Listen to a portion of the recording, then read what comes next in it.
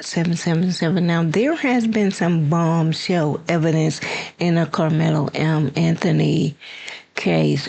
And for those who are not familiar with the case, it involves a 19-year-old Karmelo Anthony, and he's accused of fatally stabbing a 17-year-old student athlete, Austin Metcalf, who was a white person at high school track and meet. So they worked into a confrontation, and that occurred on April 2nd of 2025.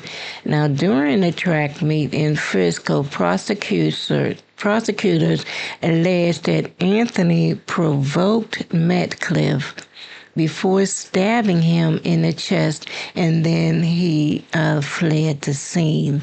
So I'm going to go over here and watch what they have to say about this bombshell evidence. Okay. All right, so here we go. And shout out to the Law and Crime Network for this reporting. A deadly confrontation. One teenager dead, another fighting for his future. Today, prosecutors and defense attorneys delivered starkly different versions of what happened under a crowded track meet tent during a rain delay. A confrontation that ended with Austin Metcalf stabbed to death. And from the latest, the jury pool, he have an all white jury. So how that happened, I have no idea, but I am interested into finding out how this is going to turn out. I can only assume the worst, given from the history of all white jury presiding over a case such as this. We already know the outcome, but I'm not going to go the alleged outcome. But I do believe that perhaps maybe, just maybe, he can get some fairness. He can, a fair trial. Karmelo Anthony facing a possible life sentence. Why did this teenager bring a knife to a track meet? What really happened under that tent during a rain delay? We learned a shocking new piece of information about the knife allegedly used to kill Austin Metcalf. We are inside the courtroom as the mystery at the heart of this case begins to unfold. We're on the case presented by Law and Crime. I'm Chris Stewart.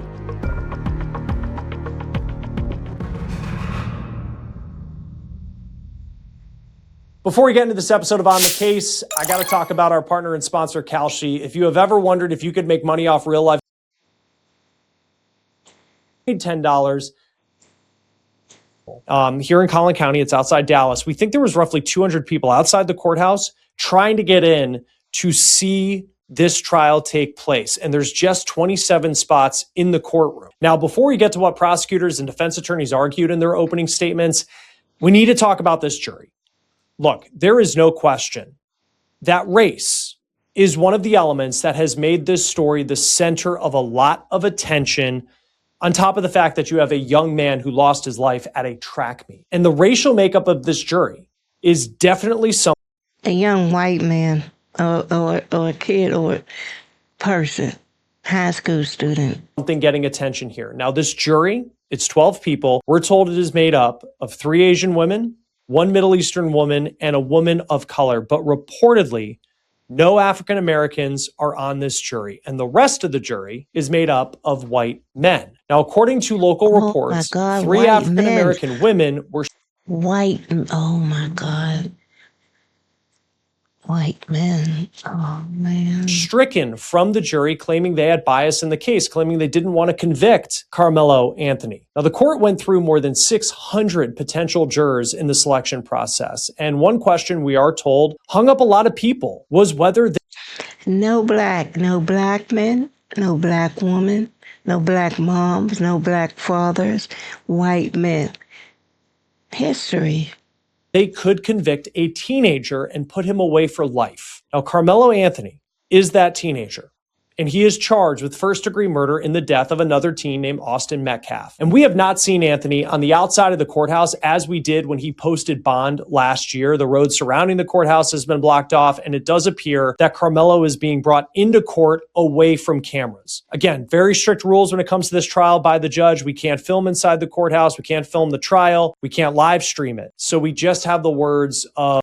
Yeah, and then I think they just says only 22 seats available in the courtroom to, watch the trial. People who are witnessing it for themselves, like Cody. Now, prosecutors dropped some new information today, and it's information we didn't know until the opening statements began. And before we get to that, I want to lay out for you the timeline. And I'm going to lay out this timeline using the perspectives of the prosecution and the defense. So all of this took place last year on April 2nd. And it was at a track meet for local high schools in Frisco, Texas. And you have Austin Metcalf's high school and Karmelo Anthony's high school. Those were two of the schools competing in this track meet. Everything changes when a rainstorm moves into the area, and it delayed this track meet. So everybody's going to maybe back to their bus, maybe they're going to a tent underneath. And Karmelo's high school did not have a tent, but Austin Metcalf's high school did. And Karmelo ducks under the tent of Austin Metcalf's high school. Now, this is where the versions of events are very different between the prosecution and the defense. So you have the prosecution who says that Metcalf's team told Karmelo Anthony to leave from being under the tent and Karmelo wouldn't move. And the defense says that the reason that Karmelo went to the tent is because he had recognized a close family friend of his girlfriend. Now, the defense says that once Austin Metcalf and his twin brother noticed Karmelo, they told him to leave, and Karmelo was just confused as to why it was a big deal that he was under the tent. Now, the prosecution says that when Karmelo was asked to leave the tent, he said something along the lines of, "Make me." And when Austin Metcalf stepped up to Karmelo to tell him to leave, they end up having some words, and that's when Karmelo Anthony allegedly stabs Austin Metcalf in the chest. And a big piece of information that is new information to us related to the alleged murder weapon, prosecutors say it was a folding knife, and that knife was already opened.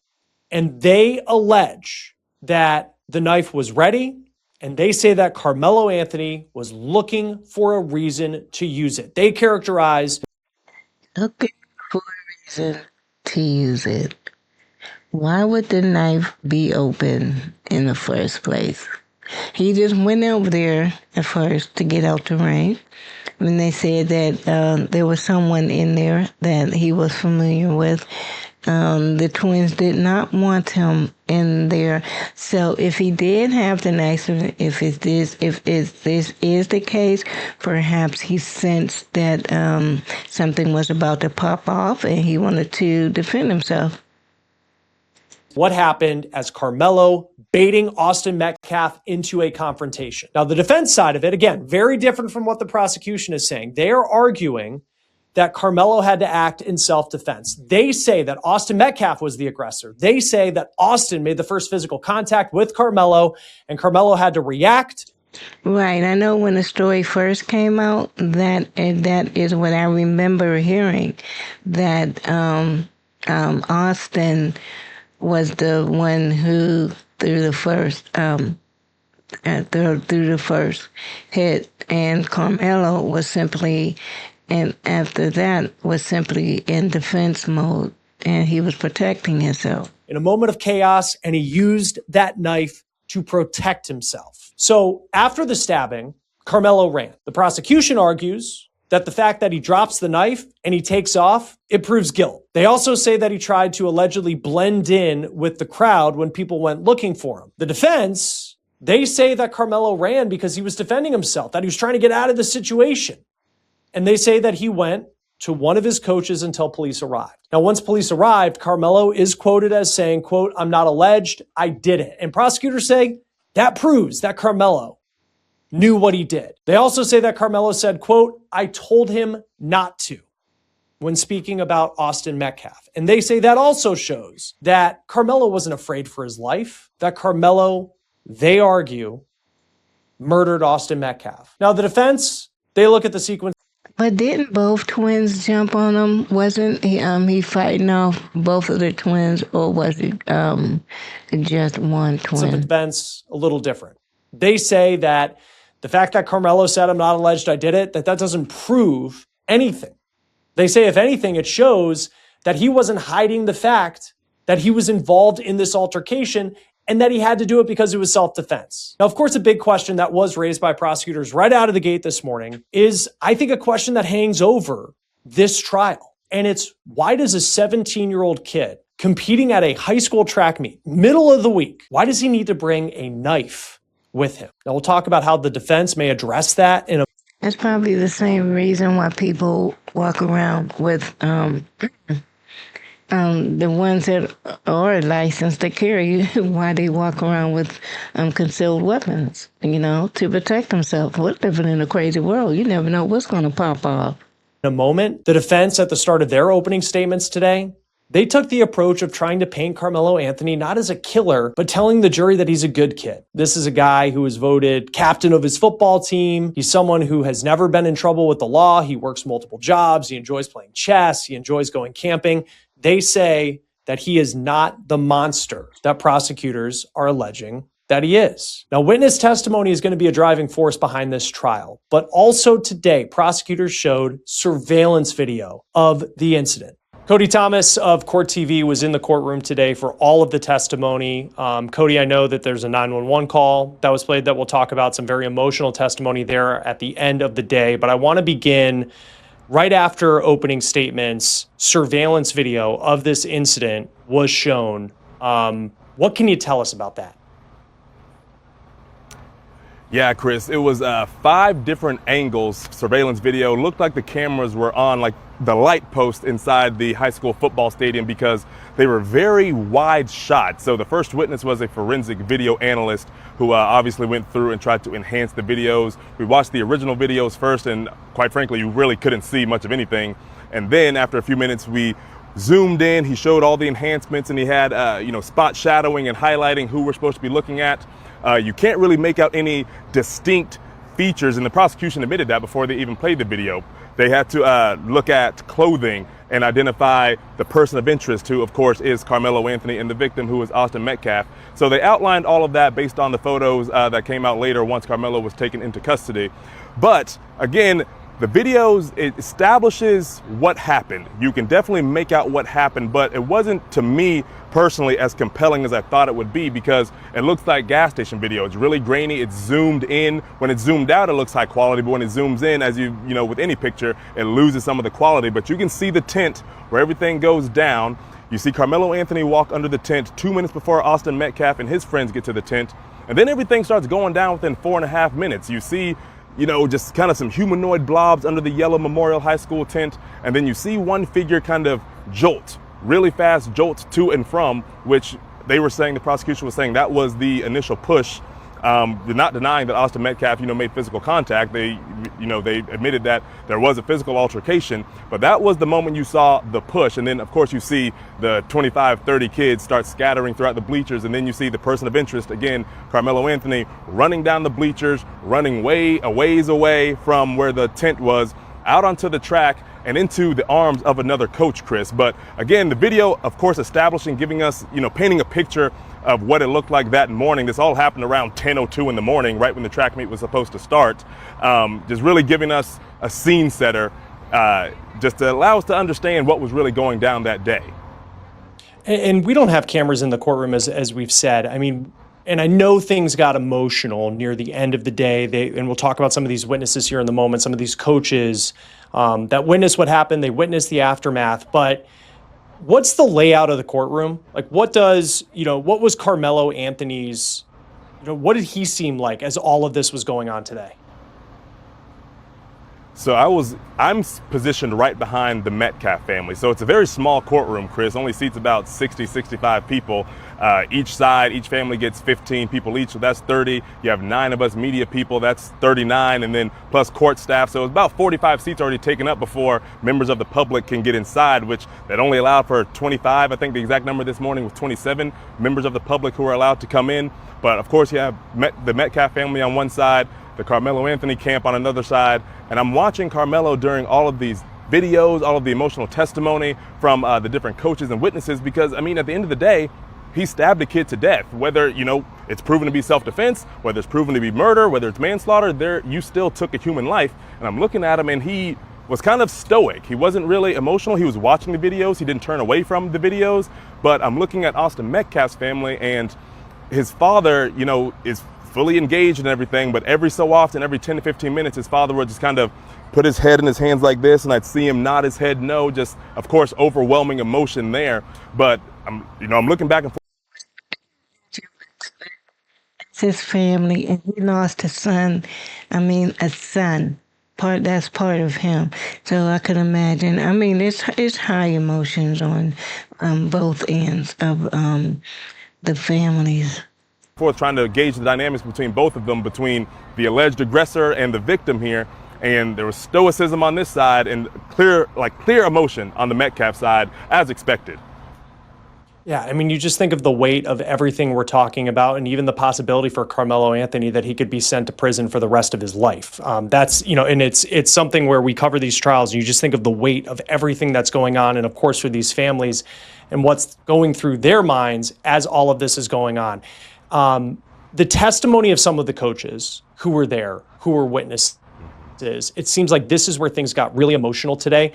What, as you kind of reflect back, and I know you just stepped out of court and you're probably still processing everything you heard over several hours, but when you think of the moment today of where things got emotional, what would be that moment for you? The moment for me, Chris, was we had several coaches and athletic trainers. They were all at the meet that day, all from different schools. Some of them, knew of each other just because coaches in the same district. All of them had different unique perspectives as to what happened, how they participated in aiding Austin, where they were when they heard the commotion go down. But for me, Chris, it was this last witness before I came out of the courtroom now, a coach named Joshua Redmond, who was a defensive coordinator, a track coach, football and track, they kind of coincide in high school sports. He was there at the track meet with Liberty High School, whose tent was only about 20 feet from Memorial High School, where the whole stabbing went down. And it was established at the beginning of his testimony that he was a 14-year combat Iraq vet, that he did 3 tours in Iraq, and he's seen death. He's a 100% disabled veteran. He told the court that he's been blown up 3 times, twice in a Humvee, once in a house. So he's seen, carnage before. Yeah. So he talks about he was standing there talking to another coach, and he wasn't hearing anything, and all of a sudden it was just kids scattering, just a bunch of yelling and screaming. He goes over there, he realizes what's happened. He has no relationship with the Metcalf family at all. He only knows the Metcalf twins through the schools playing football. He says he gets over there, he sees Austin kind of sunken back into the fence on the bleachers. And he's looking at him, and he said, someone's told him I've been stabbed, and he's holding his abdomen. Coach says he looks down, he sees the blood coming through his hands, and he immediately takes his jacket off and starts, applying pressure to the wound. And he says he sees, the color draining from Austin's face, and eventually starts seeing his eyes roll back. So while that all sounds emotional, Chris, this is the part that got me. Because he's seen death before, this coach who was a more than a decade combat vet, the kid, Austin, he stops breathing at some point in time. They lose a pulse. So he's back there doing the CPR, doing the chest compressions. Another coach is doing the mouth to mouth. And so he's clearly not breathing. And one coach is on 911, on the phone with 911. And then he starts talking about the type of breathing that many of us refer to as your last breaths. And he's looking up at the coach that's on the phone with 911. He's looking down at the kid, passing away here. And those breaths start to come. Those last breaths start to happen. And the coach on the phone with 911 is like, oh, he's breathing again. He's breathing again. But the coach Redmond, who is on the stand, says he knew that was it because he's heard the last breaths before. He knew those weren't the normal breaths of someone just kind of struggling or straining to breathe. He knew those were the last moments. And he said he didn't say anything because he didn't want to kill the morale and the hope. Everyone's hoping, you can hear on the 911 call him saying, stay with me, Austin, stay with me. Come on, you're here, everything's fine. But he said even when he was doing those compressions, he heard those last breaths. He just knew it was over. And when you hear that, coupled with the 911 call, Chris, that was the most emotional moment for me right before walking out of this courtroom just a few moments ago. Yeah, I mean, I just like reading the notes of the day of like what happened. Like I got chills just reading it, and you just think of the chaos of the moment and the fact that this was a high school track meet, and suddenly you have a combat war veteran trying to save the life of a young man who had just been stabbed. What did the jury look like? In all of this, because I just think of the idea of this 911 call playing and just the description of Austin, stay with me, and to hear that chaos, like when things got emotional, what did the jury look like? So, of course, you had throughout the day, some of this testimony is going on. The jury's mixed, kind of evenly split between men and women. And of course, you have the people who are just kind of shaking their heads, closing their eyes, maybe looking away. But when I saw real emotion where, tissue had to be handed out to some of the men on the jury, no less as well, Chris, was during that 911 call. It went on for maybe 10 or 12 minutes. You heard the other coach, Coach Thayer, who wasn't a witness, but his name was established. He's on the phone. Hey, we got a kid that just been stabbed. They're saying it was another student from another school. They don't know him. But it wasn't really what was being said by the coach who was on the phone with the operators, what you could hear in the background. All the shouting, again, all the come on, Austin, stay with me. And there was a point in time, Chris, where you can literally hear the rhythmic chest compressions. You can just, the voice of whoever was talking, you can just hear it against the bleachers. And I looked over at the jury, and you see it was 2 or 3 men wiping their eyes. Of course, a couple of the women had their face in their hands, tears were falling. Not visceral crying to where it's audible, but you could see the emotion was definitely running throughout that jury as they were watching. Yeah, and I just think of the defense, part of this as well, because there is no question about the fact that Karmelo Anthony stabbed Austin Metcalf. The question is, was this murder?